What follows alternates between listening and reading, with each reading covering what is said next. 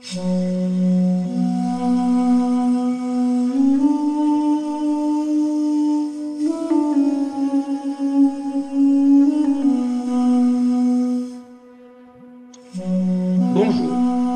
bienvenue dans le podcast L'histoire des Germains, des Francs et des Mérovingiens. Je m'appelle Xavier. Je m'appelle Romain, Et je m'appelle JC. Abonnez-vous à notre podcast sérieux mais pas trop. pour les passionnés d'histoire qui veulent tout comprendre sur ces peuples et leur territoire au premier millénaire. Ceci est l'épisode 13, Naissance d'une nation. Durant le dernier épisode, nous avons exploré le détail de la campagne de représailles de 235, perpétrée par l'empereur Maximin le Thrace. Campagne de terreur donc contre les Alamans, qui a sans doute causé pas mal de destruction en Germanie. Une épopée militaire cataclysmique à en croire les récits romains, comme les restes de batailles découverts au XXIe siècle. Enfin, cataclysmique plus ou moins. Puisqu'après la tempête de destruction de 135, le calme revient apparemment en Germanie, alors que l'Empire romain s'embarque pour de nouvelles aventures, comme nous allons le voir. Et c'est dans ce contexte un peu troublé que nous allons assister à l'apparition de nos héros francs. Et oui, il était temps, diront certains. Explorons donc cette arrivée mystère du peuple qui va devenir le fil conducteur de notre histoire. La victoire de Maximin le Thrace en Germanie a dû être massive. Les textes romains, comme les restes archéologiques mis à jour en 2008, confirment que l'Empire a dû mener une campagne de destruction violente sur une large portion du territoire de la Germanie cette année-là. Et en même temps, sans doute pas tant que ça en fait si on y regarde de plus près. D'abord, les auteurs romains ne nous disent plus rien au sujet de la frontière du Rhin pendant plusieurs années, comme si tout s'était réglé comme par enchantement. Alors, c'est sans doute un effet d'optique, puisque, comme on l'a dit, à partir du moment où ce qui se passe ailleurs n'impacte pas Rome directement, les auteurs romains ont vite fait de reléguer le sujet aux oubliettes. Soyons réalistes.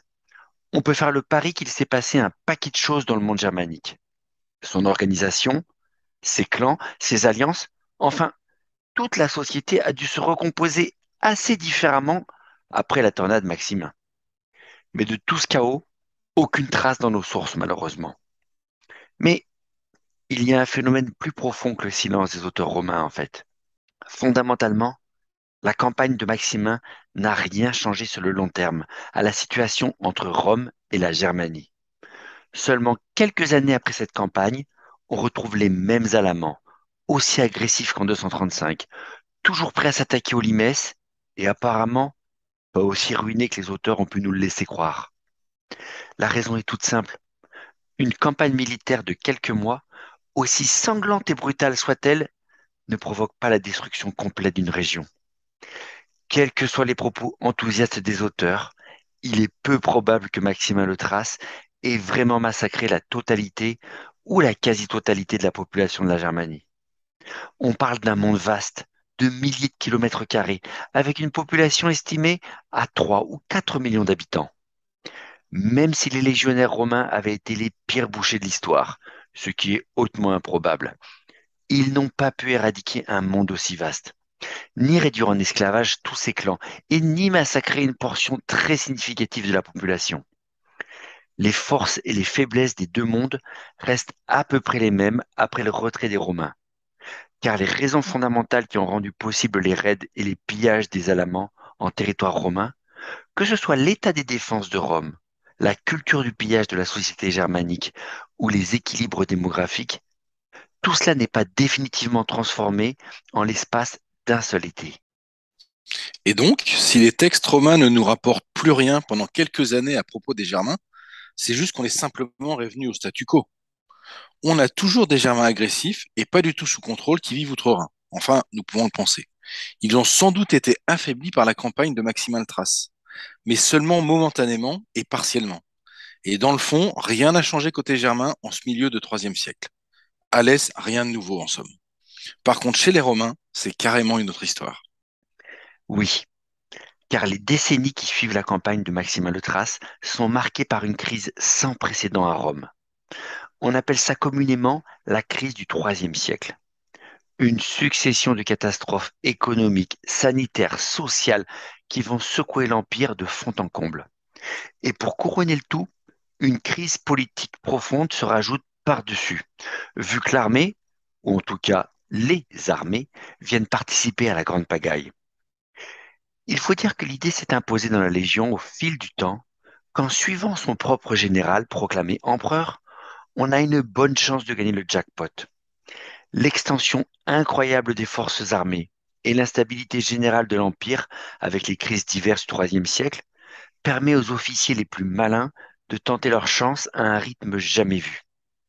Une succession d'empereurs ou d'usurpateurs qui s'installent sur le trône pour seulement quelques années, voire quelques mois ou quelques semaines, et qui, pour la quasi-totalité d'entre eux, meurent rapidement, et plutôt de mort violente d'ailleurs.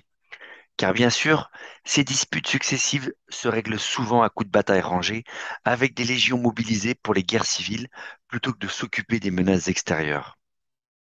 Et au même moment, des fois que les choses n'aillent pas assez mal, on assiste au grand retour des conflits aux frontières, qui ne s'étaient calmés que momentanément. Les guerres repartent aux quatre coins de l'Empire, avec les invasions gothiques sur le Danube et dans l'Est, la reprise de la guerre contre les Sassanides. Des voisins parfaitement conscients de la richesse générale de cet empire, comme de l'affaiblissement politique et militaire de Rome. Pour résumer, la crise du IIIe siècle est un moment critique pour l'Empire. La puissance de Rome va vaciller sous les coups internes et externes qui se succèdent pendant les 2 décennies après la campagne de Maximin le Thrace, au point où l'Empire est à 2 doigts de s'écrouler totalement. Et ceci explique sans doute le silence relatif des auteurs à propos de la frontière du Rhin, n'est-ce pas?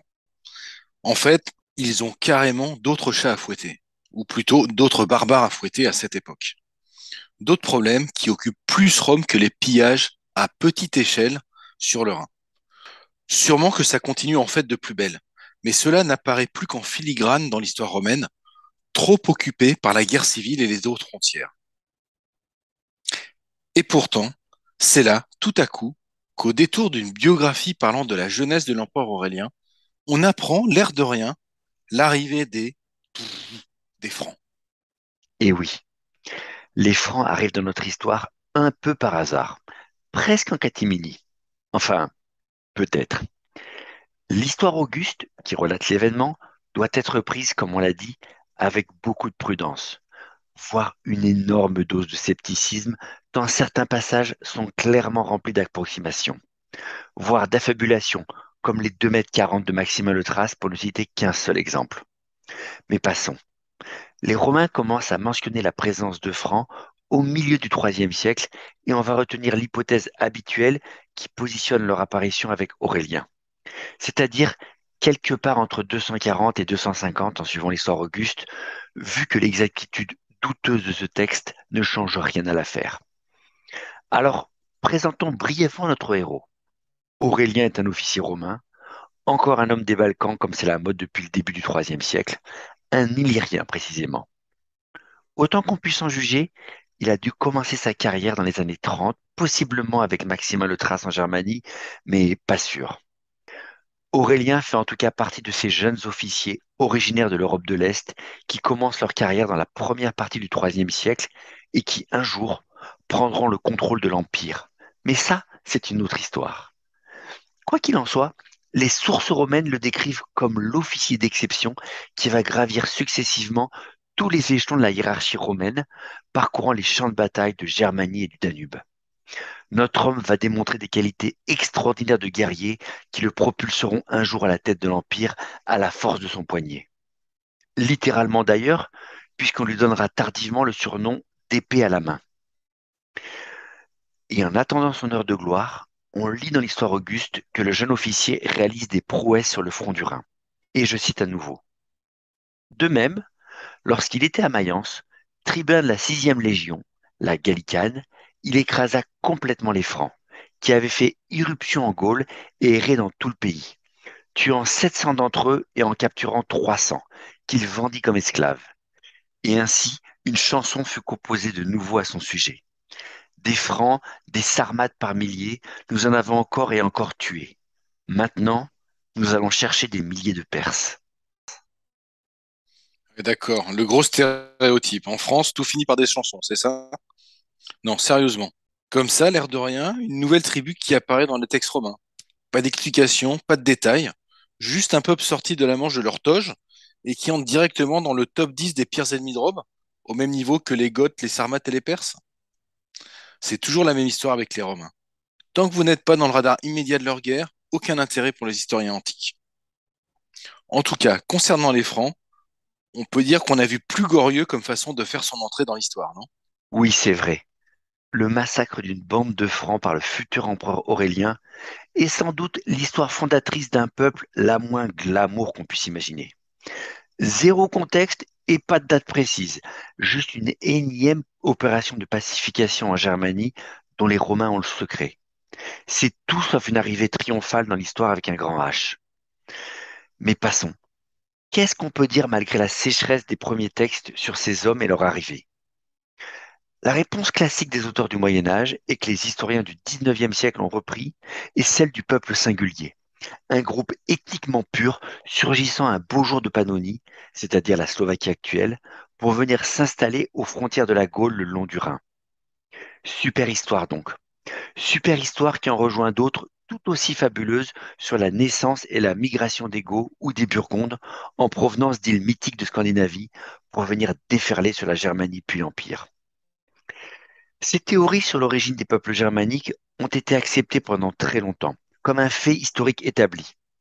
Déjà parce que ça collait avec les textes qui, à défaut d'être contemporains, étaient anciens et donc soi-disant justes. Mais en plus, ça fonctionnait assez bien avec les idées en vogue du 19e ou du début du 20e siècle. Une époque où on voulait absolument assigner une origine distincte aux différents peuples européens modernes. Mais un texte ancien peut être tout autant rempli d'erreurs qu'un nouveau.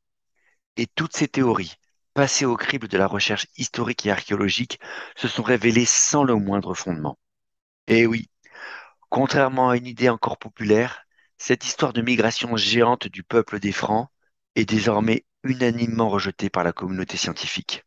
Aucune trace d'une migration d'un grand ou d'un petit peuple des Francs n'a pu être identifiée, pas plus qu'un grand remplacement de tribus préexistantes en Germanie à cette époque.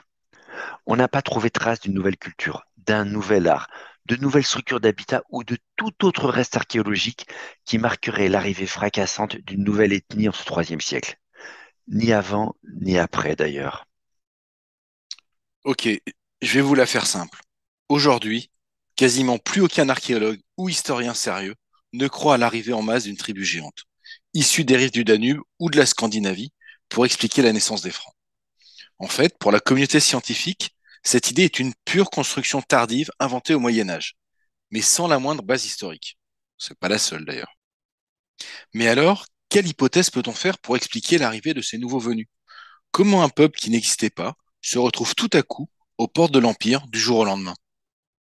La réponse, qui a longtemps été débattue par les historiens et le reste encore pour ces mécanismes précis de fonctionnement, est tout à fait différente de ces jolis mythes fondateurs. Les Francs sont probablement le produit d'une confédération de tribus déjà existantes localisées entre les fleuves allemands du Rhin et du Weser.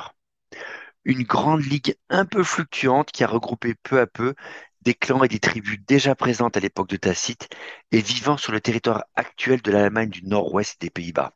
Au risque d'ébranler certaines certitudes, les Francs ne sont probablement que le produit d'une recomposition de tribus et de clans disparates.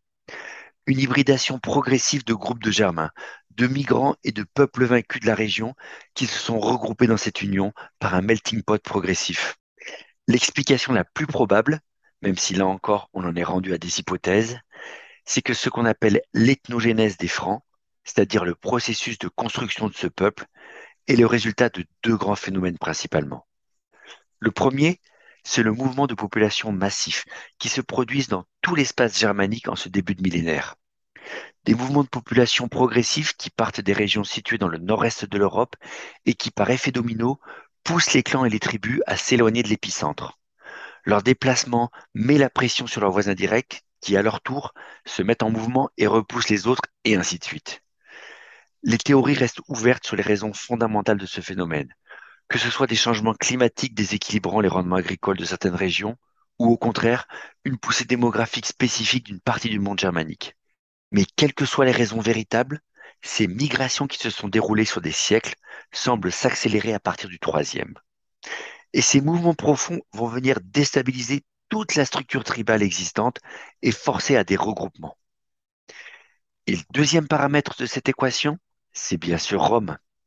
Rome qui se sert de digue contre ces mouvements de population plus larges avec son limès bien ordonné et étanche.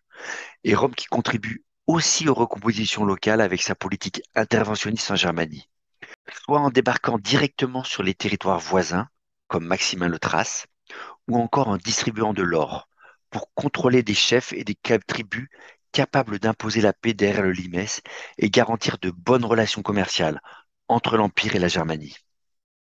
Ok, ça remet un peu en cause l'image d'Épinal de la construction du grand pays par le grand et valeureux peuple des Francs, quoi. Une hybridation plutôt en grande confédération de morceaux de tribus cassés, que ce soit par les mouvements de population d'un côté ou l'interventionnisme romain de l'autre. Donc on peut faire l'hypothèse que Rome a involontairement et indirectement participé à la création de grandes configurations qui vont bientôt devenir ses pires ennemis. Ça, c'est quand même un peu ironique, non? Mais bon, ce serait quand même assez réconfortant de savoir que même l'Empire finit bien par récolter ce qu'il a semé. Et pourtant, c'est probablement ce qui s'est passé. Car ces grandes ligues germaniques, comme les Francs, ont dû se constituer comme des entités militaires par la force des choses. Car quand on y réfléchit, une seule institution était capable de transcender les divisions claniques, voire tribales. Une seule organisation pouvait développer assez de puissance pour se mesurer aux ennemis et aux dangers de droite et de gauche.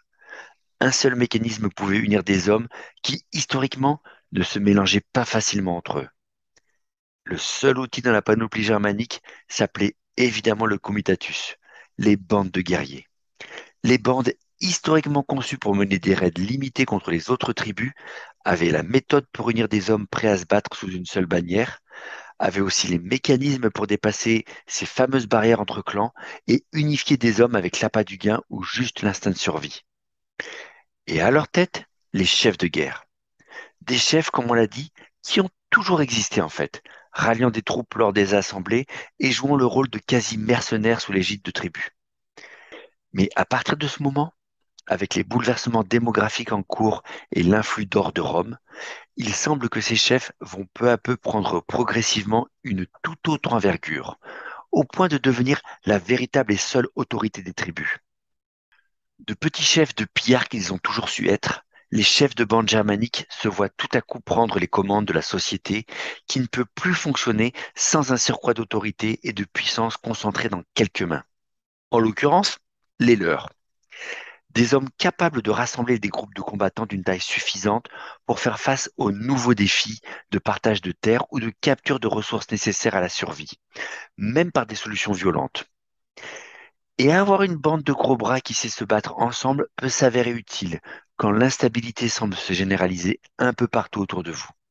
Des hommes que les Romains vont bombarder du titre de roi. Nouveau concept pour eux, mais qui fonctionne bien pour un Romain. Et c'est ainsi que les différentes ligues germaniques, et dans notre cas, la Ligue des Francs, commencent à apparaître en cette deuxième partie du IIIe siècle.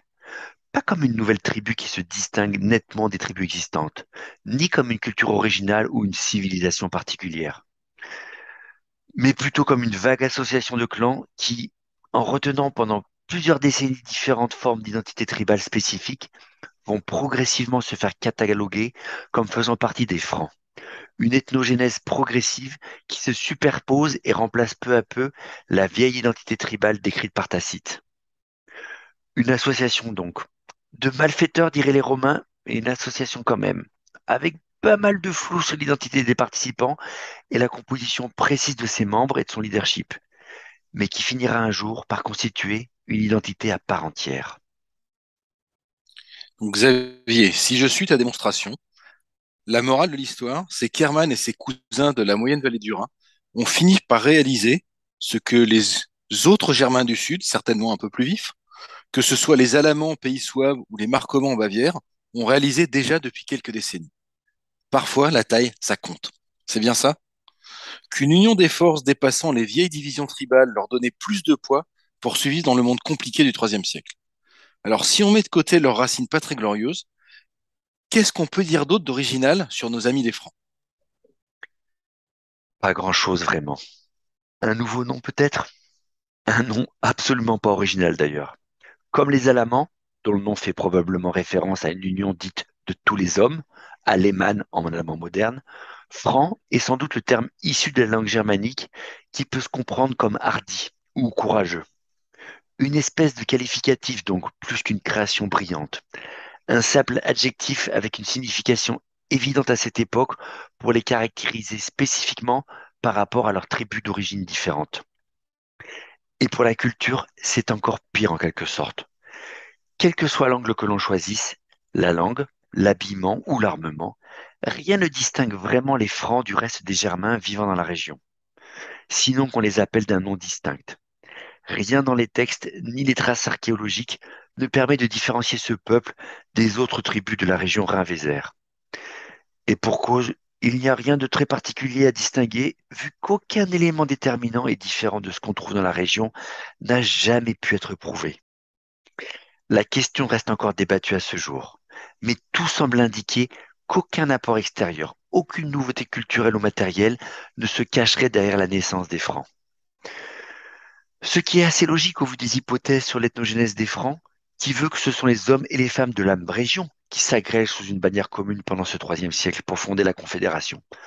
Pas d'un seul coup, mais progressivement, en abandonnant même leurs noms originaux pour se mélanger peu à peu dans un ensemble plus grand, mais sans créer ou amener quoi que ce soit de véritablement neuf ou différent. Bien entendu, tout cela reste hypothétique dans une certaine mesure, vu que l'absence de preuves ne démontre pas l'inexistence d'un phénomène. En gros, on n'a peut-être pas encore retrouvé les indices ou les preuves matérielles qui démontreront un jour une origine ou des racines spécifiques au monde franc du IIIe siècle. Peut-être les trouvera-t-on un beau matin à la manière du champ de bataille du Harzorn. En attendant, l'hypothèse la plus simple à la naissance extraordinaire de ce peuple, c'est qu'il n'y a absolument rien d'extraordinaire. Si on revoit les faits, on a donc plusieurs éléments à mettre bout à bout. Leur nom commun très banal, plutôt un surnom d'ailleurs qu'une appellation d'origine contrôlée, et puis leur apparition très progressive sur les rives du Rhin, et l'absence totale de toute trace de bouleversement ethnique ou culturel qui les caractériserait. Tout ça plaide en effet pour la naissance d'un groupe à partir de l'existant, pas de l'arrivée d'une horde sauvage de l'autre bout du monde, si je comprends bien. À défaut d'une belle et grande histoire de race soi-disant pure, ce processus, pas très glamour, mais beaucoup plus cohérent, explique la naissance très progressive de ce nouveau peuple, quasiment imperceptible d'ailleurs dans les textes romains. Cette réalité, certes un peu terne et pas très épique, a eu du mal à s'imposer aux chroniqueurs du Moyen Âge, mais aussi aux savants et aux idéologues du XIXe siècle. Et peut-être que nous aussi, on reste un peu déçus de ne pas avoir une super histoire fabuleuse derrière la naissance des Francs. Peut-être, sûrement même. Le nom même de notre pays moderne nous rattache à ce peuple obscur sorti du IIIe siècle et dont nous nous sentons un peu peut-être les héritiers. Et avec cette filiation imaginaire vient aussi une forme rassurante d'identité intangible et éternelle. Identité qu'on peut consciemment ou inconsciemment imaginer extraordinaire et brillante. Mais c'est peut-être mieux de laisser tomber le mythe finalement et de regarder la réalité en face. Les Francs n'avaient absolument rien de si unique à proposer par rapport à leurs prédécesseurs ou à leurs voisins germaniques. Ni invention, ni armement, ni apport culturel qui les distingue particulièrement. Et pire, pour se projeter un instant, leurs lointains successeurs qui seront à la base de la civilisation dite mérovingienne n'ont pas non plus sur le papier beaucoup de choses à apporter comme contribution à l'histoire mondiale ou à la culture française. Nous en reparlerons, mais les Mérovingiens abandonneront bien vite leur religion païenne pour le christianisme, leur langue germanique pour le latin et leur système légal et culturel basé sur l'oral pour une société gallo-romaine de l'écrit. Au final, de la culture germanique des Francs, on peut objectivement se demander quelle espèce d'héritage trouve-t-on dans le pays moderne qu'est la France. Quelques prénoms amusants de rois et de reines, mais bon, peut-être l'histoire de France et des Mérovingiens tire son originalité de son manque de brillance, justement. Les Francs et leurs descendants mérovingiens ne sont pas extraordinaires par la spécificité de leur ADN ou la singularité de leurs inventions. Ils vont réussir à prendre une place dans l'histoire parce qu'aussi loin qu'on puisse retrouver leurs origines, ceux qu'on appelle prétendument nos ancêtres sont des débrouillards qui ont su construire une union improbable de perdants et de réfugiés. C'est moins glorieux que les mythes fabuleux d'un peuple unique et formidable. Mais cette création chaotique est sans doute plus intéressante à découvrir si on y réfléchit un peu. Après tout, et si c'était le système D, le véritable héritage de nos lointains ancêtres les Francs? Merci d'avoir écouté cet épisode de L'histoire des Germains, des Francs et des Mérovingiens, le podcast dédié à l'histoire de France durant le premier millénaire. N'hésitez pas à nous contacter sur méropodcast.fr@gmail.com et rendez-vous au prochain épisode.